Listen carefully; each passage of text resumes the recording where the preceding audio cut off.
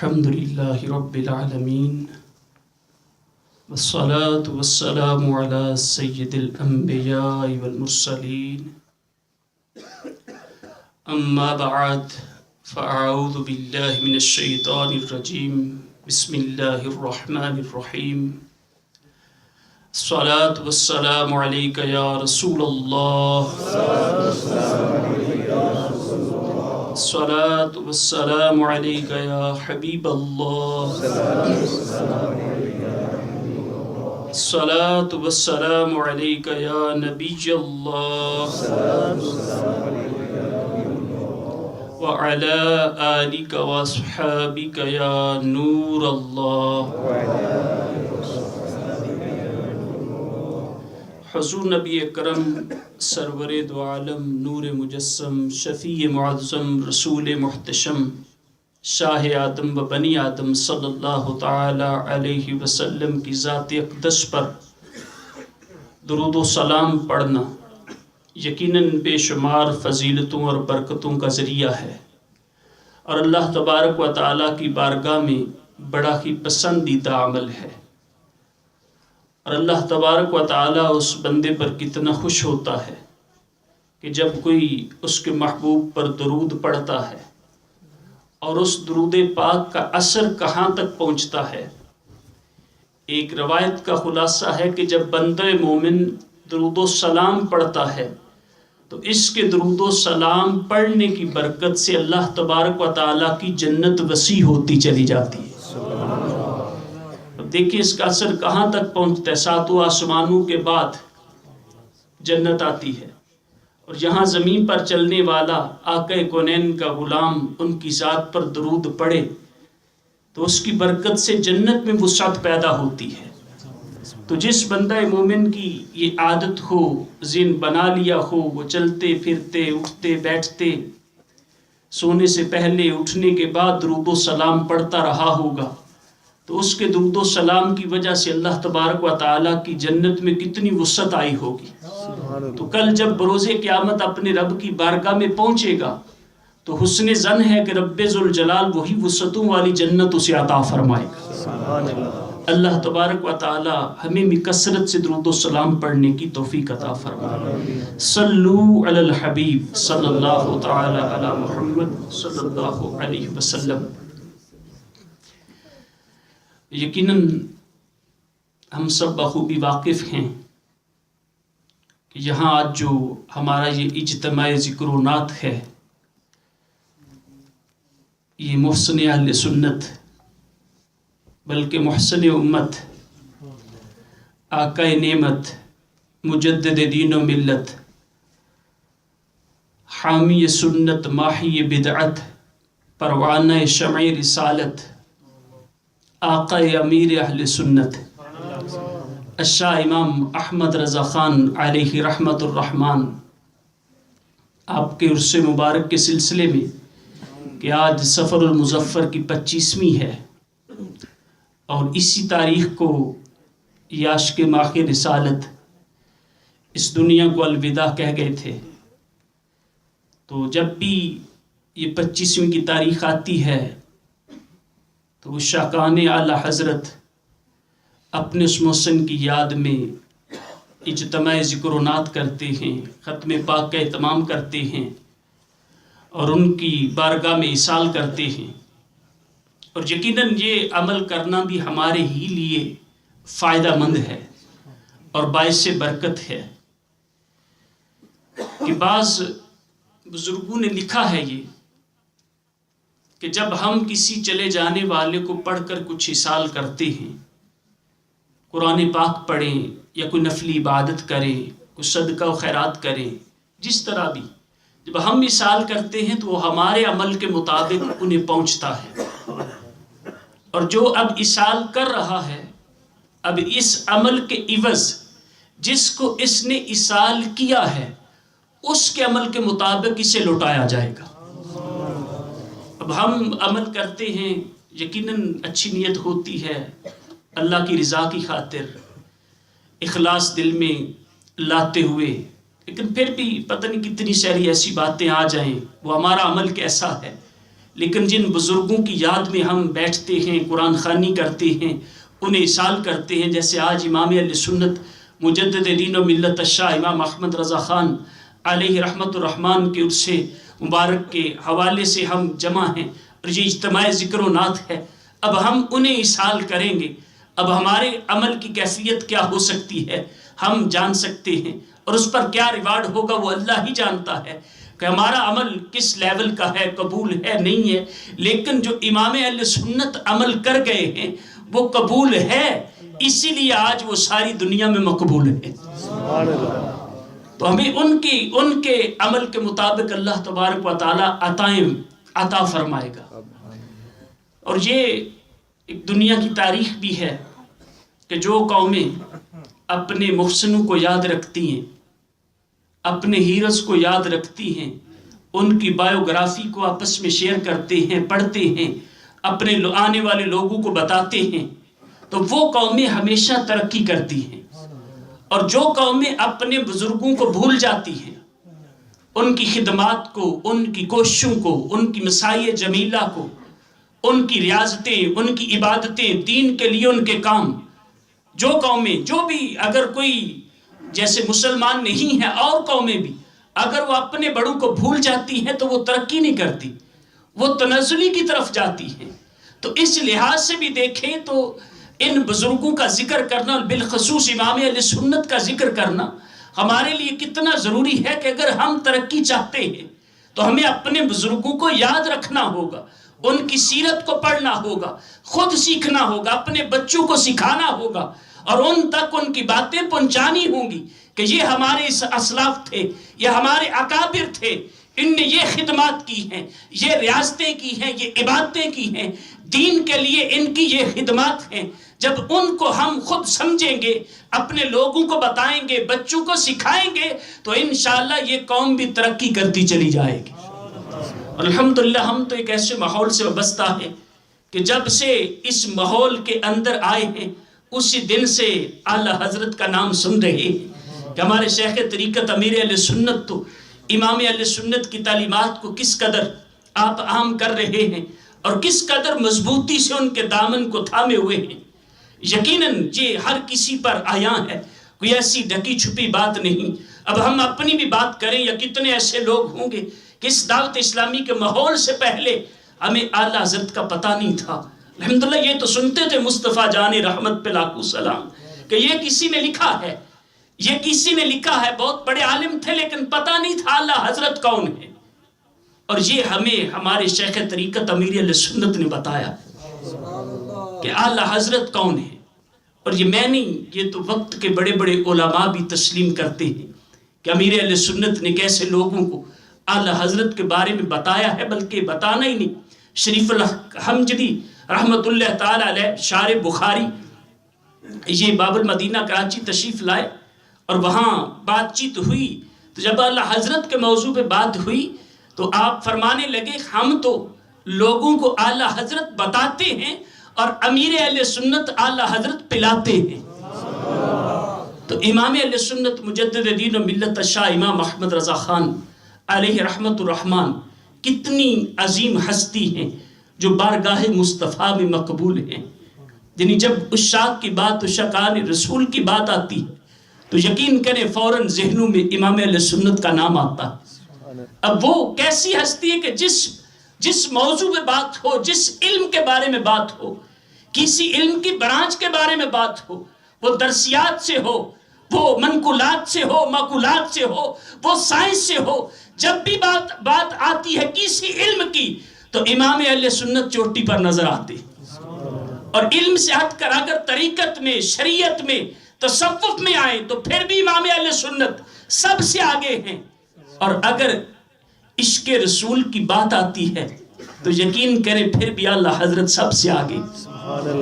اگر شاعری کی بات آتی ہے تو اعلیٰ حضرت سب سے آگے۔ اب ابھی سن رہے تھے یقیناً شاعری کے حوالے سے چند باتیں آپ نے سنی کہ شاعری کے حوالے سے بھی امام اہل سنت کا کیسا مقام ہے۔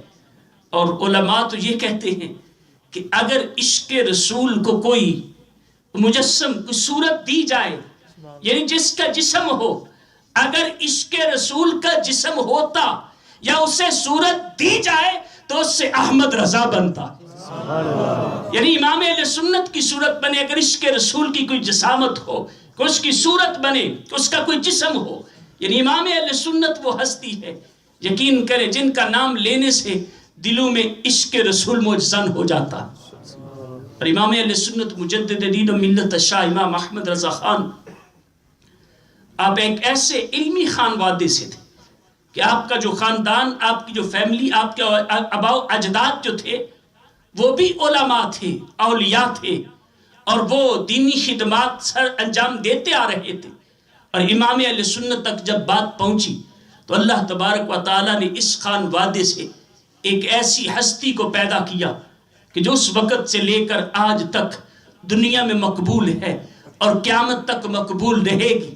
وجہ کیا ہے کہ انہوں نے غلامی مصطفیٰ میں اپنا سب کچھ لٹا دیا تھا, اور ایک وہ آقا کونین کی غلامی کا ٹائٹل اپنے سینے سے لگا لیا تھا, اور جو آقا کونین کی غلامی میں آ جاتا ہے یقیناً وہ دنیا و آخرت میں مقبول ہو جاتا. تو امام اہل سنت مجدد دین و ملت الشاہ امام احمد رضا خان علیہ رحمت الرحمن شروع ہی سے جب بچے تھے بالکل, جن کو اللہ تبارک و تعالیٰ چنتا ہے ان کو شروع دن ہی سے رب تعالیٰ ممتاز رکھتا, چاہے وہ کیسے ہی انداز سے ہو. تو امام اہل سنت شروع دن ہی سے بالکل منفرد تھے. چند سال کی عمر میں جب آپ کے روزہ کی تقریب ہوتی ہے, آپ کو روزہ رکھوایا جاتا ہے, اور دوپہر کے وقت جب آپ کے والد محترم آپ کو کچن میں لے جاتے ہیں اور کہتے ہیں بیٹا کچھ کھا پی لو, تو آپ عرض کرتے ہیں کہ میرا تو روزہ ہے. تو آپ کے والد صاحب کہتے ہیں میں نے دروازہ بند کر لیا ہے, بچوں کا ایسے ہی روزہ ہوتا ہے, اب تمہیں کوئی نہیں دیکھ رہا, تم کچھ کھا پی لو. تو امام اہل سنت وہ چند سال کی عمر میں کیا جواب دیتے, عرض کی ابا جان مجھے کوئی تو نہیں دیکھ رہا, لیکن جس کے لیے روزہ رکھا ہے وہ تو دیکھ رہا ہے. اب بتائیں 4 سال کی عمر میں جس کو رب ذوالجلال کا اتنا خوف ہے اور اتنا یقین ہے, اتنا ایمان پختہ ہے, اس کی جوانی کا عالم کیا ہوگا. جب وہ عالم بن گئے ہوں گے, درسیات مکمل ہوئی ہوں گی, جب شریعت و طریقت کے شہنشاہ بن گئے, اس وقت ان کے ایمان کی کیفیت کیا ہوگی. اور امام اہل سنت کا ایمان کیسا تھا, آپ تو برملا لوگوں کو بھی کہتے کہ خدا کی قسم اگر میرے دل کو چیر کر 2 ٹکڑے کر دیے جائیں تو دنیا والے دیکھ لیں گے کہ میرے دل کے ایک ٹکڑے پر لا الہ الا اللہ ہو اور دوسرے ٹکڑے پر محمد رسول اللہ لکھا ہو. کہ کیسا ان کا ایمان پختہ تھا, اور رب ذوالجلال نے کیسی ان کو عظمت عطا کی ہے. یقین کریں اللہ حضرت کی سیرت کو پڑھیں تو بس بندہ حیران ہی ہوتا چلا جاتا ہے کہ یہ کیسی ہستی تھی, کیسی شخصیت تھی, رب کی کیسی ان پر عطا تھی کہ 6 سال کی عمر میں جب ربیع الاول شریف میں آپ میلاد کے موضوع پر تقریر کرتے ہیں تو کوئی 5-10 منٹ یا آدھا گھنٹہ نہیں, پورے 2 گھنٹے بیان فرمایا. 6 سال کے بچے کو کتنی سمجھ ہوتی, لیکن 2 گھنٹے. اور آگے بعض علماء تو کہتے ہیں 8 سال کی عمر میں, اور بعض کہتے ہیں 10 سال کی عمر میں. یہ درس نظامی کی بڑی مشہور کتاب ہے, ہدایت النحو, عربی کی کتاب ہے, اور اس عربی کی کتاب پر آپ نے عربی حاشیہ لکھا 10 سال کی عمر میں, اور 13 سال 4 ماہ کی عمر میں آپ نے پہلا فتویٰ بھی لکھ ڈالا. 13 سال, ابھی 14 سال مکمل نہیں ہوئے. ابھی تو کئی بچے ایسے ہیں 14 سال میں بھی بالغ نہیں ہوتے, اور یہ 14 سال سے پہلے مفتی بھی بن چکے تھے. تو امام اہل سنت مجدد دین و ملت الشاہ امام احمد رضا خان یقیناً جو واقعی اس ٹائٹل کے مستحق ہیں, اور جن کو دنیا آج تک مجدد کہتی چلی آ رہی ہے, آپ کے کسی موضوع پر بھی جو بھی علوم متداخلہ ہیں دنیا میں, علم اس وقت ہیں, بالخصوص دینیات کے حوالے سے یا علماء دین جن علوم کو پڑھتے ہیں ان میں تو کوئی ایسا علم نظر ہی نہیں آتا کہ جس پر امام اہل سنت نے لکھا نہ ہو. اس کے علاوہ سائنس کو, میڈیکل کو, جتنے علوم اس وقت دنیا میں متعارف ہیں امام اہل سنت نے ان کا ذکر کیا, ان کے بارے میں لکھا, اور بعض علوم کے بارے میں تو آپ نے پوری کتابیں لکھی ہیں. امام اہل سنت مجدد دین و ملت امام احمد رضا خان علیہ رحمت الرحمن کی یہ شان و عظمت ہے کہ آپ صرف مولوی نہیں تھے کہ لوگ سمجھتے ہیں کہ ٹھیک ہے لکھ دیا. بعض لوگ تو یہ سمجھتے کہ شاید صرف شاعری کی نعتیں لکھی، کیونکہ ان کو پتہ ہی نہیں کہ اعلیٰ حضرت تھے کیا. انہوں نے اعلیٰ حضرت کو پڑھا ہی نہیں.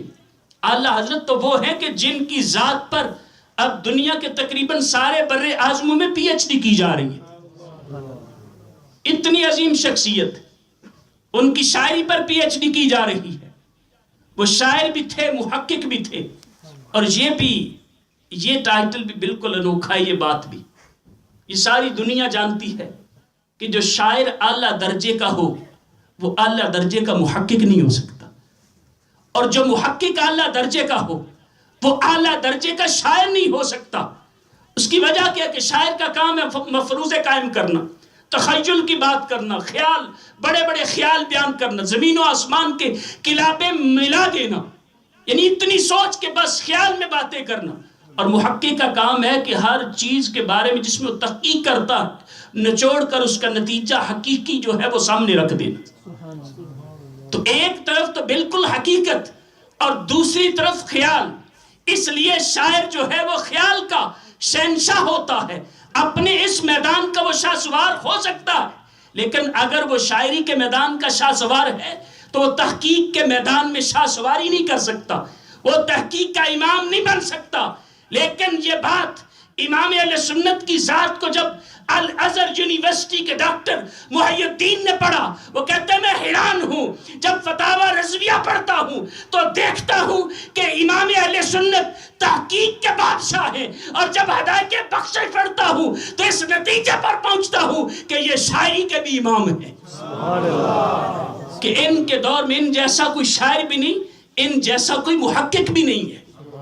یعنی یہ بات وہ کہتے ہیں یہ قاعدہ جو دنیا میں ہے کہ تحقیق کرنے والا اگر وہ تحقیق کے میدان کا بادشاہ ہے، شاہ سوار ہے، تو وہ شاعری میں شاہ سواری نہیں کر سکتا، وہ شاعری میں امام نہیں بن سکتا. وہ کہتے ہیں لیکن یہ قاعدہ امام اہل سنت پر ٹوٹ جاتا ہے کہ آپ شاعر بھی اعلیٰ درجے کے ہیں، آپ محقق بھی اعلیٰ درجے کے ہیں. اور اب دیکھ سکتے ہیں اس کوئی انکار کیسے کر سکتا ہے کہ آپ کی شاعری کو دیکھیں، آپ کی تحقیق کو دیکھیں، فتاوی رضویہ کو دیکھیں کہ یہ اعلیٰ حضرت کی کیسی گراں قدر خدمات ہیں، اور کس قدر تحقیق سے ایک مسئلے پر قلم اٹھاتے ہیں تو علم کے دریا بہا دیتے ہیں. اس قدر لکھتے ہیں کہ اس میں کوئی پہلو تشنا چھوڑتے ہی نہیں. اس قدر حوالہ جات سے یہ نہیں صرف بات لکھ دی. اور کتنے کام تو امام اہل سنت کے ایسے ہیں کہ ان سے پہلے کسی نے کیے ہی نہیں. ایسے مسائل، ایسی تحقیقات کہ اس سے پہلے ہوئی نہیں، وہ امام اہل سنت کے سر پر سیرا جاتا. تو امام اہل سنت مجدد دین و ملت، کیسے تقوی والے، کیسے پرہیزگار، اور آپ طریقت میں بھی شہنشاہ تھے کہ 20 سال کی عمر میں جب آپ کے والد محترم آپ کو لے کر مرحرہ شریف سید آل رسول کی بارگاہ میں حاضر ہوئے تو آپ کے بارے میں سیرت نگاروں نے لکھا ہے کہ آپ بریلی سے چلے تھے تو سید آل رسول وہاں سے نکل کر جو باہر گھر سے جو رستہ بریلی شریف کو جاتا تھا وہاں کھڑے تھے اور انتظار کر رہے تھے. لوگوں نے پوچھا کہ یا سید یہاں کیوں کھڑے ہیں، وجہ کیا ہے؟ فرمایا عشق رسول کی خوشبو آ رہی ہے، احمد رضا آ رہا ہے. اور جب آپ پہنچے آپ کے پیر صاحب نے، وہ پیر صاحب کہ جب کوئی بیعت ہونے کے لیے جاتا تو ہر کسی کو بیعت نہ کرتے تھے، پہلے اس سے ریاستیں کرواتے، عبادتیں کرواتے، اس سے چلہ کشی کرواتے، اس کو وظائف دیتے کہ پہلے یہ وظائف کرو، یہ عبادت کرو، یہ ریاضت کرو، اپنے دل کے آئینے کو صاف کرو، پھر جا کر بیعت کریں گے. اور اگر کسی کو خلیفہ بنانا ہوتا تو اس پر ایسے بھاری بھاری کام رکھے جاتے، اتنی سخت عبادتیں، اتنی سخت ریاستیں، ایسے وظائف، ایسے اعمال اس کو دیے جاتے کہ شاید وہ کوئی اکا دکا ہی کر سکتا تھا، ہر کسی کے بس کی بات نہیں تھی. لیکن جب امام اہل سنت جاتے ہیں وہ بیعت بھی کرتے ہیں، اور بیعت کرنے کے بعد فوراً 13 سلسلوں میں خلافت عطا کر دیتے. تو لوگ کہنے لگے کہ حضور یہ کیا معاملہ ہے کہ آپ تو جلدی کسی کو بیعت نہیں کرتے، مرید نہیں بناتے، اور آپ کی خلافت حاصل کرنا وہ تو ناممکن کے قریب ہے. اور یہ احمد رضا نوجوان 20 سال کی عمر ہے، یہ آپ کی خدمت میں حاضر ہوئے اور آپ نے بیعت بھی کیا، اپنی خلافت دی اور 13 سلسلوں میں خلافتیں عطا کر دی ہیں. اس کی وجہ کیا ہے؟ فرمایا لوگ آتے ہیں میرے پاس، ان کے دل کو صاف کرنے کی حاجت ہوتی ہے. جب دل کا آئینہ صاف ہوتا ہے پھر انہیں میں اپنی بیعت میں لیتا ہوں، اور پھر جب اس میں خاص قسم کی چمک اور روشنی آ جاتی ہے پھر خلافت دیتا ہوں. فرمایا احمد رضا آئے ہی سب کچھ صاف لے کے ہے، اس کو اس طرح کی حاجت نہ تھی، اس لیے اس کو سب کچھ عطا کر دیا. اور فرمایا آج مجھے میری پریشانی کا حل بھی مل گیا، کہ پہلے پریشان ہوتا تھا کہ قیامت کے دن اگر رب ذوالجلال نے مجھ سے سوال کیا اہل رسول بتا میرے لیے کیا لایا ہے، تو میں سوچتا تھا کیا جواب دوں گا، میرے پاس کیا ہے، رب کو کیا پیش کروں گا. اور آج میرے اس سوال کا جواب بھی مل گیا کہ اگر قیامت کے دن میرا رب مجھ سے پوچھے گا آل رسول بتا میرے لیے کیا لایا ہے، میں احمد رضا کو پیش کر دوں گا. تو دیکھیں جس کا پیر اس پر اتنا ناز کرتا اس مرید کی شان کیا ہے، کیسی شان ہے اس مرید کی. مرید تو پیر پر فخر کرتا ہے، پیر کی تعریفیں کرتا ہے، پیر کے گن گاتا ہے، لیکن ادھر دیکھیں یہ مرید ایسا ہے جس کی تعریفیں اس کا پیر کر رہا ہے. یہ کیسا سچا مرید ہے. اور جو بھی اس خان وادے سے مرحلہ شریف سے بزرگ ابھی ہیں یا پہلے گزر چکے، اب اعلی حضرت کے بارے میں وہ لکھتے ہیں کہ ہمیں تو کبھی یعنی جب تک ہم بچے تھے ہمیں پتہ ہی نہیں چلا کہ یہ اعلی حضرت ہمارے کوئی جد امجد ہیں یا ہمارے خاندان کے یہ مرید ہیں. کہہ رہے ہیں ہمیں بچپنے میں کبھی محسوس نہیں ہوا، پتہ ہی نہیں چلا ایسا ذکر یعنی اعلی حضرت کا وہ کہتے ہیں ہمارے خاندان میں رہتا ہے. جب ہم بڑے ہوئے تو ہمیں پتہ چلتا ہے کہ یا اعلی حضرت تو ہمارے اس خان وادے سے بیعت تھے، مرید تھے، ورنہ ہم یہی سمجھتے کہ یہ بھی ہمارے خاندان ہی کے ایک فرد ہے. یعنی اعلی حضرت کے اپنے پیر خانے میں ایسی عزت و تکریم ہے، اتنا ان کو ان کے پیر صاحب نے بھی مرتبہ عطا کیا ہے اپنے خان وادے میں. امام اہل سنت مجدد دین و ملت جو یقیناً اپنے پیر کا بھی فخر ہیں اور سب اہل سنت کا فخر ہے. امام اہل سنت یقیناً سب کا فخر ہے اور ان کا احسان سب پر ہے. اندازہ کریں اگر کبھی پڑھ کر نصیب ہو جائے اللہ حضرت کو پڑھنا کہ آپ کی خدمات کیسی ہیں، دین متین کے لیے آپ نے کیا کیا ہے. اور اس وقت جب امام اہل سنت مسند افتاء پر فائز ہوتے ہیں تو کیسے کیسے فتنے درپیش تھے، کیسے کیسے معاملات تھے. اور امام اہل سنت کی اگر زندگی دیکھیں اور آپ کا کام دیکھیں حیران رہ جائیں گے. اب تقریباً 54 ایئرس 54 سال تک مسند افتاء پر جلوہ گر ہوئے، 54 سال تک. اور جو کچھ آپ نے لکھا ہے اگر اس کو 54 سال پر تقسیم کیا جائے تو ہر دن کے 56 پیجز بنتے ہیں کہ ہر دن آپ 56 پیجز آپ لکھتے تھے ہر روز. اور اس کے علاوہ آپ کی مصروفیات، آپ تدریس بھی فرماتے، آپ پڑھاتے بھی تھے، گھر والوں کو فیملی کو وقت دیتے تھے اور اپنے رفقا کو دوست احباب کو فتوے لکھانے، اس کے علاوہ کتنے کام تھے. لیکن پھر بھی 56 پیجز ہر روز کی آپ کے بنتے ہیں. اتنا کچھ آپ نے لکھا ہے. اسی لیے تو وہ پروفیسر جمیل نظر نے کہا تھا نا کہ اگلوں نے تو لکھا بہت علم پر جو کچھ اس صدی میں ہے وہ تنہا رضا کا ہے. اور یقین کریں آپ خود کبھی پڑھیں اعلی حضرت کو، آپ کہہ اٹھیں گے کہ واقعی جو کچھ اس صدی میں ہے وہ رضا کا ہے. وہ احمد رضا کا ایسی تحقیقات، ایسے علم کے دریا بہا دیے ہیں کہ آنے والے سوچتے رہیں گے کہ یہ کیسے ہو گیا. اور ایسے ایسے مسائل کا حل دیا، ایسے ایسے عقدے آپ نے کھول دیے، ایسی پریشانیاں لوگوں کی دور کر دی ہیں، قیامت تک کے لیے آسانیاں فرما دی. اور امام اہل سنت مجدد دین و ملت شاہ امام احمد رضا خان مسند افتاء پر جب جلوہ گر ہوئے، پہلے دن سے لے کر زندگی کے آخری دن تک جو کچھ بھی آپ نے لکھا، اس سے آپ کو کبھی رجوع نہیں کرنا پڑا. یعنی ایسی حق سچ بات لکھی اور 100% قرآن و سنت کے مطابق لکھی کہ کبھی آپ کو رجوع نہیں کرنا پڑا. علماء جن بزرگوں کے بارے میں کہتے ہیں کہ 3 بزرگ ایسے گزرے ہیں کہ جن کے قلم کو بھی رب تعالیٰ نے لغزش سے محفوظ رکھا. ان میں امام اہل سنت کو بھی شمار کرتے کہ یہ ایسی ہستی کہ جو کچھ لکھ دیا بس وہ حق سچ بات لکھی ہے. اور آپ کا کیسا حافظہ تھا اور کتنے بڑے عالم تھے، اور دینی کتابیں، حدیث، تفاسیر کس قدر آپ کو ازبر تھی کہ ایک وقت میں آپ 4 فتوے لکھواتے تھے. 4 لوگ سامنے بیٹھے ہوتے تھے اور چاروں کے سوال مختلف ہوتے تھے اور چاروں کو آپ زبانی لکھواتے تھے، کوئی کتاب نہیں پکڑتے تھے. کسی کا فتویٰ کچھ ہے، کسی کا کچھ، کسی کا کچھ. اب جواب دے رہے ہیں، سب کو حدیثیں لکھوا رہے ہیں.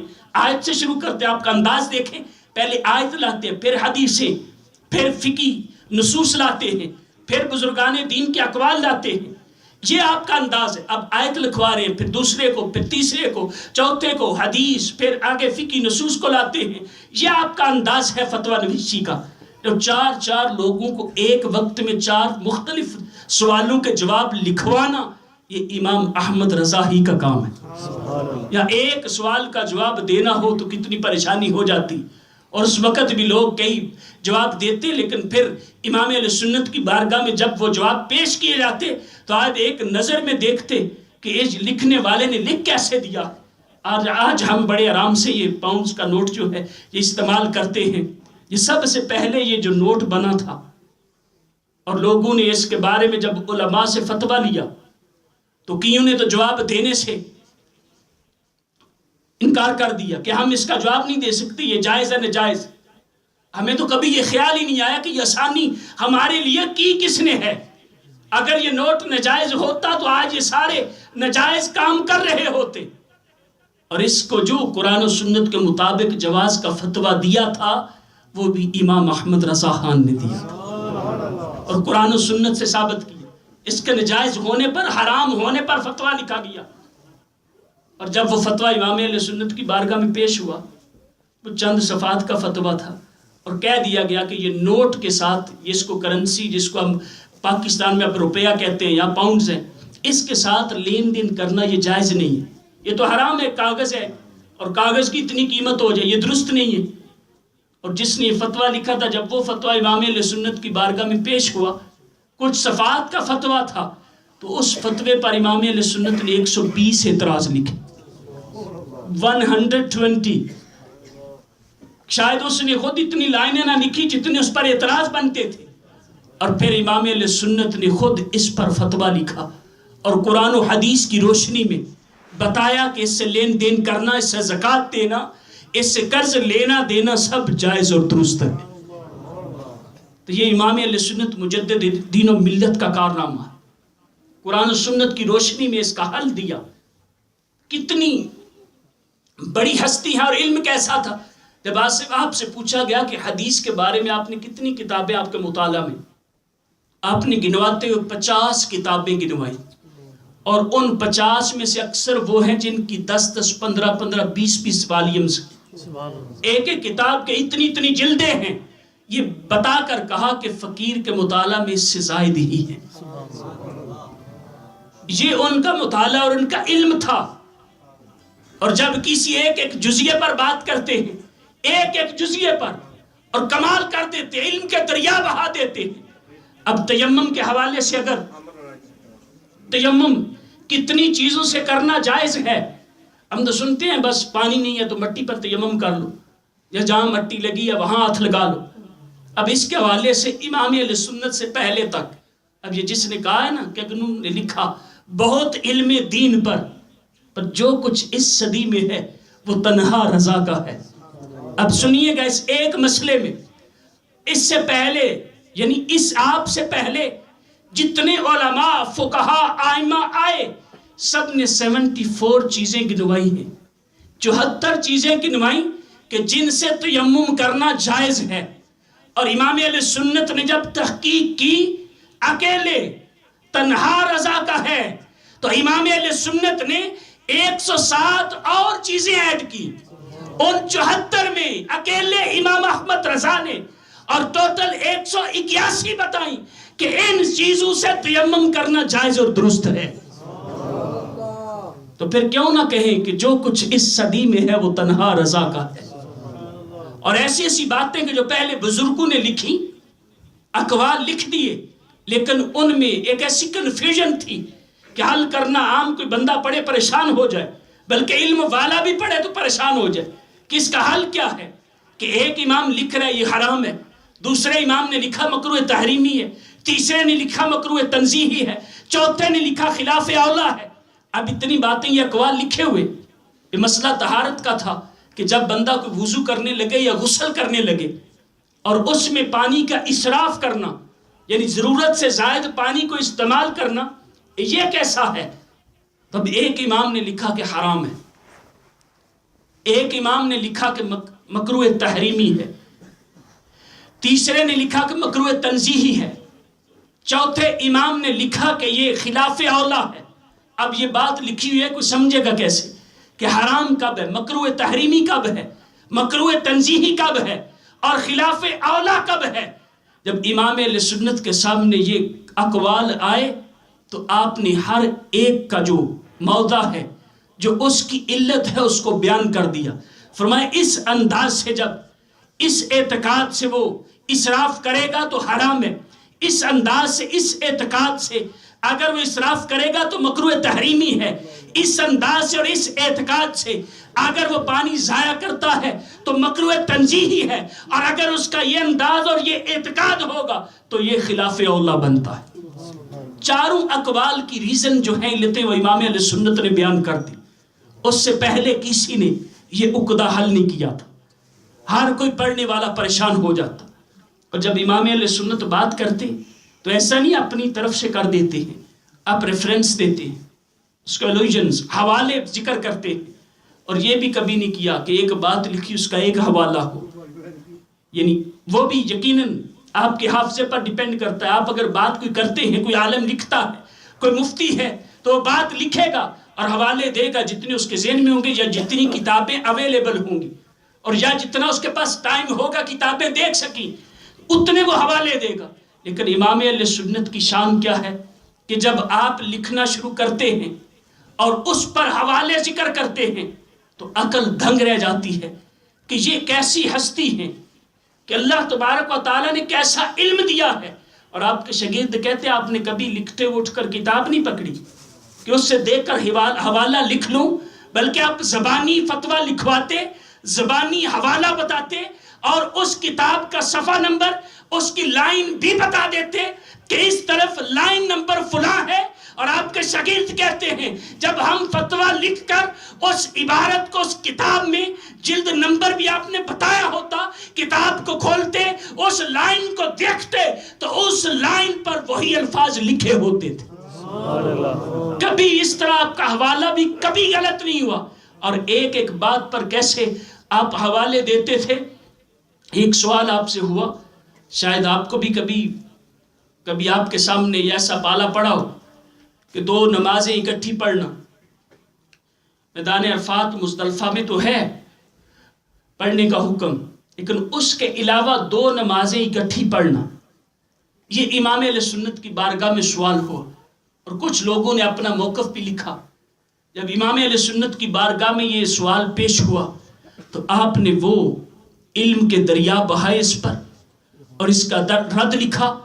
پوری اس پر ایک کتاب لکھی، فن حدیث پر گفتگو کی، حدیث کی قسموں پر گفتگو کی، راویوں پر گفتگو کی، اور مسئلے کو واضح کیا.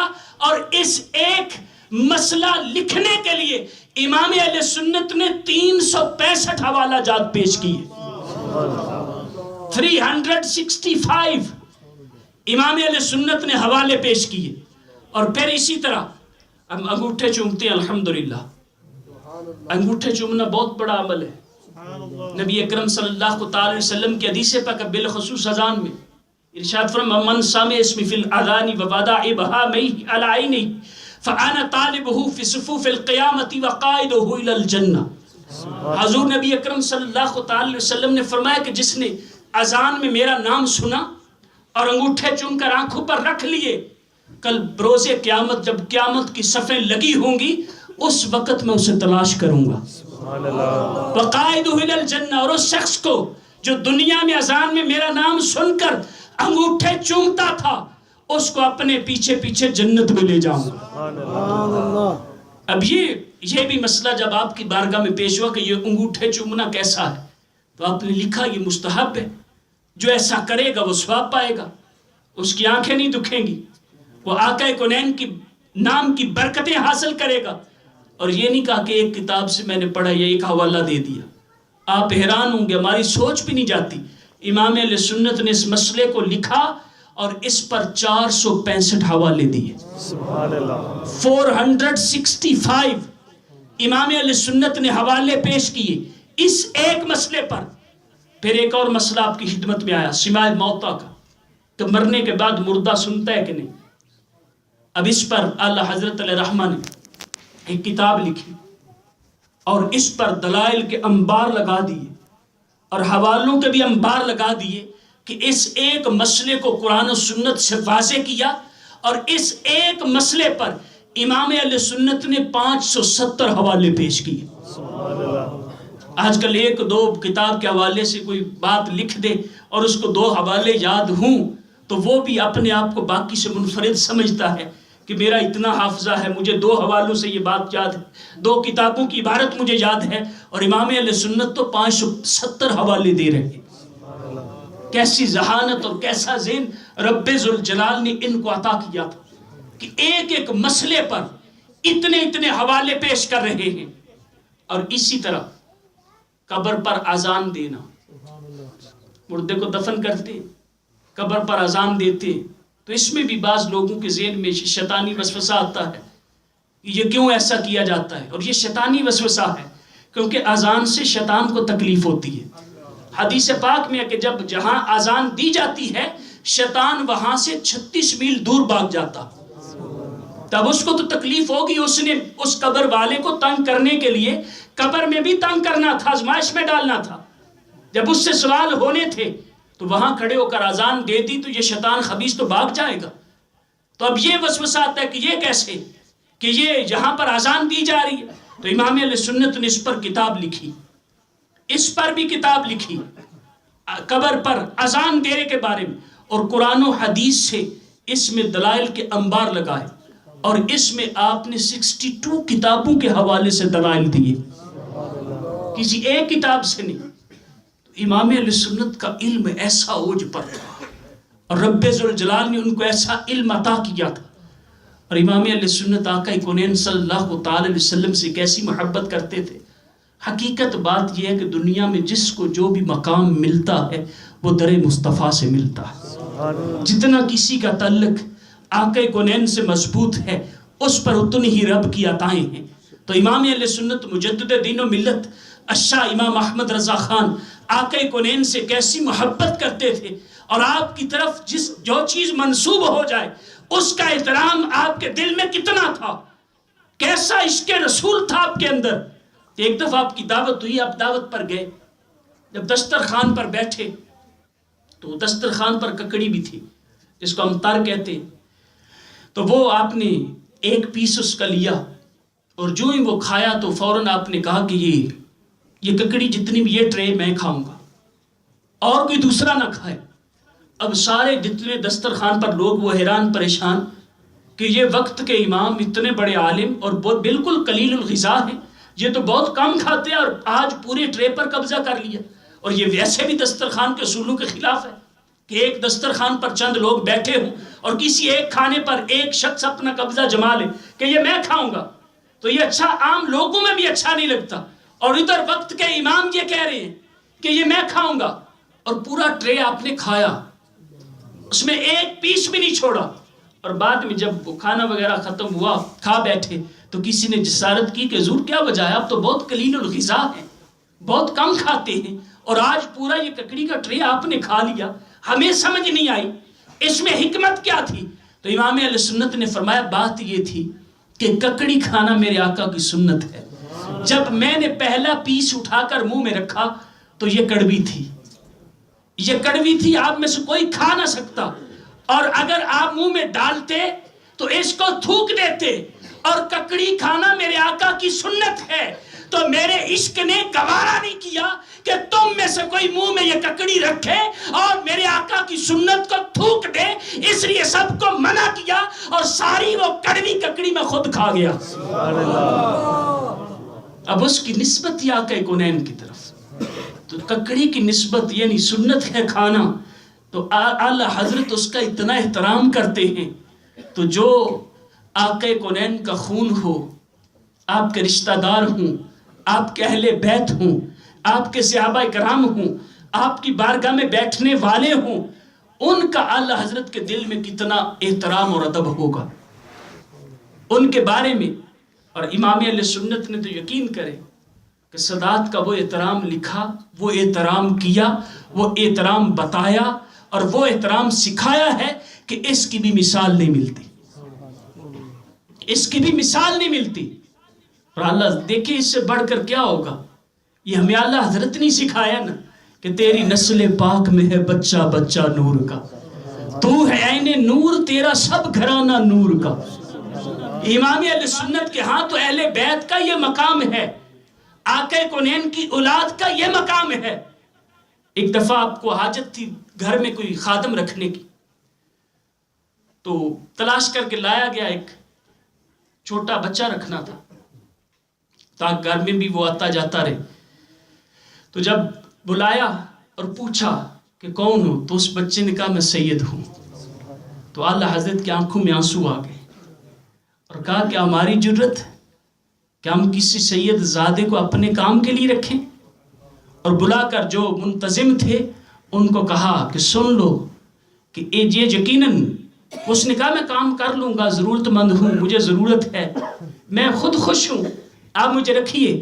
تو آپ نے جو منتظم تھے ان کو کہا کہ سن لو، ان کی جو ضرورت ہے وہ پوری کی جائے، اور ہر مہینے ان کو معاوضہ دیا جائے، اور ہر مہینے عزت و احترام کے ساتھ بلکہ وہ معاوضہ ان کی خدمت میں پیش کیا جائے۔ یہ ہمارے خادم نہیں، ہم ان کے خادم ہیں۔ تیری نسل پاک میں ہے بچہ بچہ نور کا، تیری نسل پاک میں ہے بچہ بچہ نور کا، تو ہے عین نور، تیرا سب گھرانہ نور کا۔ الصلاۃ والسلام علیکہ یا رسول اللہ، الصلاۃ والسلام علیکہ یا حبیب اللہ، الصلاۃ والسلام علیکہ یا رسول اللہ، الصلاۃ والسلام علیکہ یا حبیب اللہ۔ میں گدا تو بادشاہ بھر دے پیالہ نور کا، میں گدا تو بادشاہ بھر دے پیالہ نور کا، نور دن دونا تیرا دے ڈال صدقہ نور کا۔ الصلاۃ والسلام علیکہ یا رسول اللہ، الصلاۃ والسلام علیکہ یا حبیب اللہ۔ بلکہ امام اہل سنت نے تو فتاوی رضویہ میں لکھا کہ اگر کسی سید زادے سے کوئی جرم سرزد ہو جائے اور اسے قاضی عدالت نے سزا بھی دینی ہو، ظاہری بات ہے جرم ہوگا تو شرعی تقاضوں کے مطابق سزا تو ہوگی، لیکن فرمایا کہ قاضی جب فیصلہ سنائے اس سید زادے کے لیے تو اسے مجرم تصور نہ کرے، بلکہ یہ نیت کرے کہ شہزادے کے پاؤں پر گندگی لگ گئی ہے، اس کو صاف کرنے لگا۔ اب یہ کیسی سوچ دی ہے، امام اہل سنت کے دل میں کیسا سادات کا ادب تھا، اور ہر اس چیز کا کہ جس کا تعلق آقا کونین سے، جس کی نسبت آقا کونین کی طرف ہو گئی، امام اہل سنت اس کا ادب کرنے والے بن گئے، بلکہ اس کا ادب سکھانے والے بن گئے۔ تو الحمدللہ ہم خوش نصیب ہیں، اور اللہ حضرت کی کرامات جو ہیں وہ آج تک ظاہر ہیں، اور ان کرامات کو قیامت تک لوگ دیکھتے رہیں گے اور ان سے فائدہ حاصل کرتے رہیں گے۔ اور امام اہل سنت کی اس دور میں زندہ کرامت تو میرے شیخ طریقت ہے۔ اگر امام اہل سنت کی کرامتیں دیکھنا چاہے تو میرے شیخ طریقت امیر اہل سنت کو دیکھ، کہ دیکھیں ان کی کرامت کی کیسی برکتیں ہیں کہ 195 سے بھی زیادہ ملکوں میں دعوت اسلامی کا پیغام پہنچ چکا ہے. یعنی یہ دعوت اسلامی کا پیغام، یہ قافلہ چلتا ہوا کہاں تک پہنچ گیا. اور یہ یقین کریں یہ فیضان رضا ہے جو میرے شیخ طریقت تقسیم کر رہے ہیں.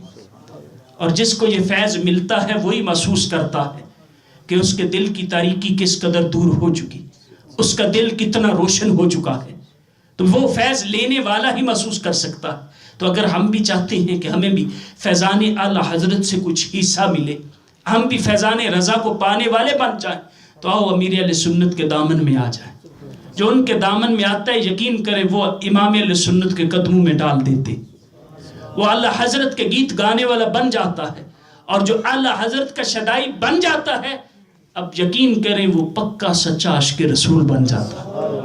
تو یہ دعوت اسلامی کا ماحول ہمیں یہی درس دیتا ہے. میرے شیخ طریقت امیر اہل سنت یہی ہمیں سمجھاتے ہیں، یہی تعلیم دیتے ہیں. کیونکہ جدھر بھی اگر دیکھیں کہیں اور جائیں گے، کسی اور کا دامن تھامیں گے، کوئی گارنٹی نہیں ہے. بہت سارے فتنے اپنے سر نکالے ہوئے، بہت مشکل ہو جائے گا اپنے آپ کو بچانا. لیکن امیر اہل سنت فرماتے ہیں کہ بس میرے دل میں یہ بات بیٹھ گئی تھی اور اس کا ثمرہ، اس کا فروٹ، اس کا فائدہ آپ فرماتے ہیں میں دیکھ رہا ہوں کہ رب تعالیٰ نے بس میرے دل میں یہ بات ڈال دی تھی کہ اعلیٰ حضرت کے قدموں میں بس آ جاؤ.